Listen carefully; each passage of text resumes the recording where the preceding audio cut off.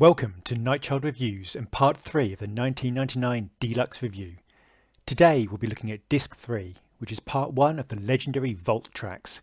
Previously unheard material and alternate versions abound. So let's dive straight in. Just a quick reminder on what Disc 3 has to offer. These are Vault tracks recorded between November 1981 to April 1982 and includes Feel You Up, Irresistible Bitch, Money Don't Grow on Trees, Vagina, Rearrange, Bold Generation, Colleen, International Lover Take 1, Turn It Up, You're All I Want, Something in the Water Does Not Compute, If It'll Make You Happy, and How Come You Don't Call Me Anymore, Take 2. I've always had a soft spot for Feel You Up, as the long stroke version is taut, tight funk on a stick, with a memorable Prince line, "In times of trouble, I'll be right here on the double. Whatever you want, whatever you need. Oh baby, you can count on me, 'cause I'm a funky man." Never a truer word spoken. This, however, is the original 1981 recording and is noticeably different. The squeaky, snaking synth line weaves in and out of the track more organically than the more well-known version, and Prince's vocals are much more delicate and less front and centre, with a background chants of Feel You Up much more aggressive and masculine. At 6 minutes 24, it's practically the same length as the long stroke version. The once stark and minimalist track feels much more like a rousing, bassy mix of tone and drum programming. At around 3 minutes 30, the familiar synth line explodes, and then from 3 minutes 50, Prince's voice is altered into a strange, almost underwater, raspy, tremoloed vocal effect, which has to be heard to be fully appreciated. Prince's deep baritone speaking voice also provides another counterpoint. At 5 minutes 15, Prince's vocal effects hit a full stride of strangeness. Prince didn't have to alter this track significantly to reissue it in 1989 as the B-side to Party Man, but this is another fascinating example of firstly how ahead of the game Prince truly was, and also how many songs he had to very patiently wait for their chance just to spend a few moments in the sun. I don't want your credit cards or anything you got. Feel You Up is all I want to do. Prince, if nothing else, is direct and to the point. Oh Lord, Prince's voice on this track is just crazy, ragged, pushed to its absolute limits. Imagine My Name is Prince times 10, or the punk version of When Doves Cry entitled When Doves Scream. How Prince was able to talk for the rest of the day, if he did, is a complete mystery. It's a strikingly guttural, throat-achingly, larynx-breaking performance. His voice really changes the dynamic of the track and gives it a much less pop feel and more punk funk. Some great space-age effects in the background add some depth, and it has a much more live performance feel. Listen to 2 minutes 47. That voice is a man out to break some limits, and possibly his voice box. Part James Brown, part Sex Pistols, the breakdown at 3 minutes 25 is a nice taste of chicken grease guitar and some keyboard stabs, with a touch of the Something in the Water-like synth motif and some nice stodgy bass work. Really enjoying this version, which ends with a dramatic sci-fi effect.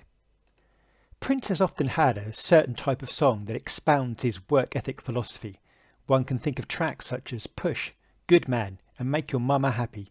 And here is another addition to that upbeat, strive for it all, work your way to success canon. Upbeat, bouncing, catchy, I'm a hard-working boy 'cause mama didn't raise no fool. She told me to go out and get a job soon as I got out of school. Prince declares that you can't get anywhere daydreaming, so you better get a 9 to 5. Unless you could dance like Fred Astaire, you better think about a college degree. It's hard not to get caught up in all this positive, motivational aspiration. Prince was clearly a driven soul with ambition and a whole lake full of determination. This track would actually be ideal in a film where someone attempts to make their way in the world, and hopefully it will be made use of in some way. There's a little breakdown at 2 minutes 29 where Prince rather wryly notes that he needs money like a hog needs slop. Hard not to smile as this track ratchets up at the 3-minute mark, with Prince's trademark gospel scream punctuating the track, and the drum rolls keep the pace fast and free. There have been rumours that Prince considered this track for the Hookers project, which eventually became Vanity 6, and it would work well in that sensibility. Arguably one of the most anticipated tracks on this album ever since I first saw the lyrics leak from our friends at the Violet Reality. Vagina. I wonder how many different ways I could end up getting in trouble phrasing this review. This is the tale of Prince's character meeting an intriguing girl who's half boy, half girl. The opening chords are some of the most gorgeous, rich, full rock chords Prince has ever created, with a beatbox voice accompaniment and guitar overdubs. It does make you consider just how much more rock-based 1999 may well have become. Prince certainly had the songs available, and it was clear that he was aiming for a particular balance of sound. I personally don't really understand how we are first hearing this. This is a song that stands up incredibly well and is as catchy as a room full of Velcro. Vagina was half boy, half girl, best of both worlds. Was this considered for the Vanity 6 project, as Prince originally wanted to name Vanity Vagina? We may never know. The track ramps up, and at 2 minutes 20 Prince demands to know how she got her name and how she wants a little fame. The hand claps added energy which gives this track the feeling that it would have raised the roof live, a real crowd pleaser. Why Prince didn't release this track in some way or another is a question to ponder. It's a hit. Lady Cab Driver owes a huge debt to this track rearrange, and it's very much a reminder of the punk protest of Dirty Mind, with tracks such as Uptown and Party Up, yet with the added musical nuance and sophistication that would come to denote this seminal 1999 project. Rearrange your mind, man, you got to be drunk to think we'd stoop so low and play that old-time funk. Just like the new power generation, Prince wants to change the musical world. Time to free your mind, your hair, your clothes, your body, your soul won't be far behind. People today won't change. You've got to rearrange. Prince was clearly the new kid on the block, and he was determined to make his music his own way. 1 minute 40 and a wailing guitar solo begins, which shows Prince's virtuosity even in this 1981 track. Scarily good. It wails and flails, reaching for the highs and lows of the range. The part at 2 minutes 45 gives you a foretaste of the track Poem, which would become Orgasm. At 3 minutes 22, Lady Cab Driver is clear for all to see, and the rich, thick guitar interjections are plush. Just after this, the guitar blazes into sight again, and it is just a joy to listen to this. Prince was utterly slamming this solo. It is stunning. This guitar work is ridiculously great. The last minute is pure Hendrix. And if you want someone to appreciate Prince's guitar genius, play this. I cannot recommend this solo enough. I'm off to listen to it again. Okay, I'm back. It is better than I remember from a few minutes ago. Oh my goodness. Morris Day, Prince, and the precursor to the iconic New Power Generation track, which spawned a band that defined Prince's work for a large number of years. I cannot get my head around the fact that Prince recorded this in early 1982. It is light years ahead of its time, and I'm considering that Prince was virtually a time traveller at this point. It has much more bass than the later version, and the lyrics, whilst very similar, actually have a repeated line, which I think adds hugely to the track. Ain't got time for politics, never fight no war, making love and music, the only thing we're fighting for. I'm going to make the call. The big band chorus keyboard motif which frames the key moments of this track, the slightly varying vocals, the keyboard stuttering at 1 minute 50 and the almost weakened funk groove at 2 minutes 10 make the case that this version has a clear claim to challenge the later version. This is confirmed at 2 minutes 28 when Prince's scream simply raises the bar from the Graffiti Bridge version. I feel a little strange admitting this, but I actually got a little emotional. Not sure why. It just made me feel the way I felt when I was younger, hearing Prince's music for the first time, discovering something new and having it hit you right here in your chest. 3 minutes 45, Prince's screams are on par with the screams on When Doves Cry. If someone plays this at a Prince event, I am going to make a fool out of myself. I can't sit still now. At 5 minutes, Prince is mouth popping and the track strides out like a monster hit. Prince's vault is crazy. Most artists, this would have been a huge hit at the time, but for Prince, it was yet another track waiting its turn to emerge into the daylight, and 8 years later, it would. Colleen was apparently named Colleen as Prince was leaving for the day after working on an untitled instrumental, and Peggy McCreary, Prince's engineer, told Prince they would have to give the track a name for Warner's Records. Prince asked for her middle name, and so it became titled clean. The feathering, chugging guitar strokes and a stop-start staccato pulse reminds me a little of the track Wendy and Lisa are rehearsing in Purple Rain when Big Chick demands that Prince goes to see Billy and Prince replies, "I'm rehearsing." The track has a great flex and strident guitar line motif which almost seems in search of lyrics that never came. The spaces between the notes, always so important to Prince from his love of Joni Mitchell, play a significant role in this workout which has a vibrancy, spring and energy that simply speeds the track along. It's so propelled that the 5 minutes 30 feels around half that time. Originally intended to be performed by the one and only Morris Day, Prince quickly reclaimed this track and here the first take is experienced in its full glory. Whilst the track was largely re-recorded for the album version, the main central elements largely survive, although Prince's voice here is much lower and slightly pacier. There is also extra humour with Prince asking cheekily to Peggy McCreary, the sound engineer, "Peggy, are you listening?" When Prince starts the line, "Good evening, this is your pilot, Prince speaking," he directly channels Morris's voice scarily effectively. Prince is clearly still working up the track in his mind and he ad-libs a few times. The piano accompaniment is beautiful and melodic, with the natural drums by Morris pounding steadily throughout.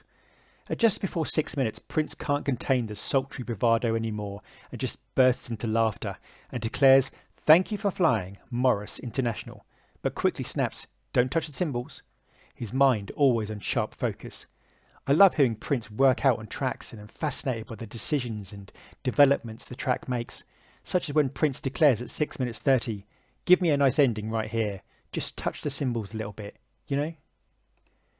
Originally considered for inclusion on the album 1999 but then jettisoned in favour of Delirious, this is a real high-octane, bouncing, jaunty feel with a touch of squelchy effects deep in the mix.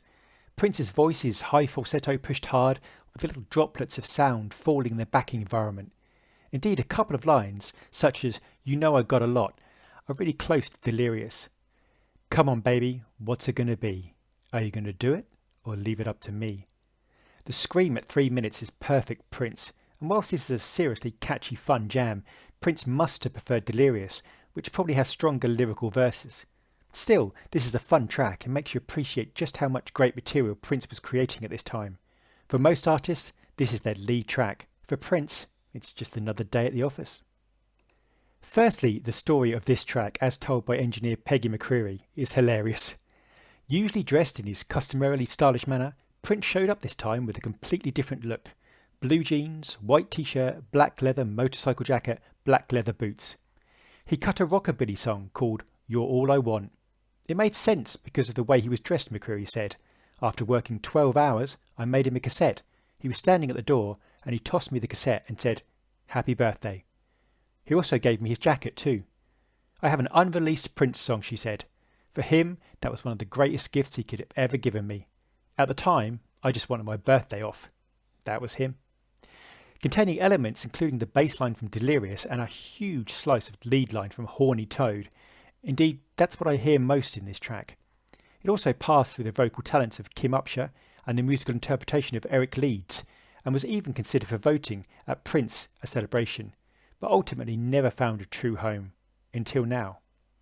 Prince utilises his falsetto for this rockabilly standard, which is perfectly constructed. It's one of those tracks where after the first verse and chorus, you are singing along with the chorus when it comes around. It was ultimately far too close to Horny Toad, and it's fairly clear why they both couldn't be released together. One of my absolute standout tracks, it is wondrous to hear this early version with the raindrop fall synth motif, the hand claps and the whirring keyboard risers. This version doesn't have the same level of starkness and space that the released version contains, but the lead line is actually much closer to the Third Eye Girl era reworked version. The vibrancy is certainly there, and there really is very little ever recorded like this song. Prince ultimately worked the track to an even higher level of crispness, removing the fuller sound to strip it down to the ultimate version we received on the album. The loud, rolling, tribal drums pound into you from the very beginning on this track, and there was a real element of reggae feel. "I really love you, baby, no matter what your friends may say. If it'll make you happy, girl, I'll come home right away. You can stay in my house, baby, you can sleep in my bed, and if you still want, I'll send you my body, and you can sleep on that instead." It's a very different sounding track to most, and whilst considered for inclusion on the album, I can't see how it would easily fit into the theme of the album. As pointed out by the great Purple Music piano covers on YouTube, the beginning of Prince's guitar solo at 1 minute 48 seems a little flat initially, almost as if it wasn't quite fully tuned, but this is corrected fairly quickly. Prince was nothing if not an instinctive musician who thought on his feet. The second guitar solo, at around 3 minutes, fits well into the track with its sonically well-pitched and complementary key. Whenever you're ready, Prince declares. This beautiful ballad starts off with a much more frenetic and energised piano tremolo effect. Prince's vocals are utterly sublime, slipping from his heaven-scraping, feathery falsetto and descending into a deep as the centre of the earth bassy baritone. The fact that Prince could create so many different but still equally stunning versions of this track is crazy. Listen to 2 minutes 50 and it's hard to determine which version is superior, if any. The emotion at 3 minutes 40 must be strong, as I'm sure I heard Prince sniff. The section after 4 minutes brings a whole new aspect to the track as Prince extends this song out to over 6 minutes with his pleading baritone, and the breakdown fade out at 5 minutes 30 is haunting in a goosebumps kind of way. Really powerful stuff. In conclusion, listen to this now. Some great vibrant tracks here, and honestly it feels like Christmas.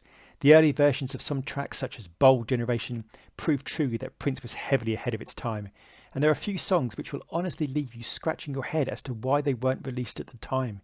Some tracks ultimately never quite found a home, and some were considered too close in concept or sound to others, but there is so much to absorb here.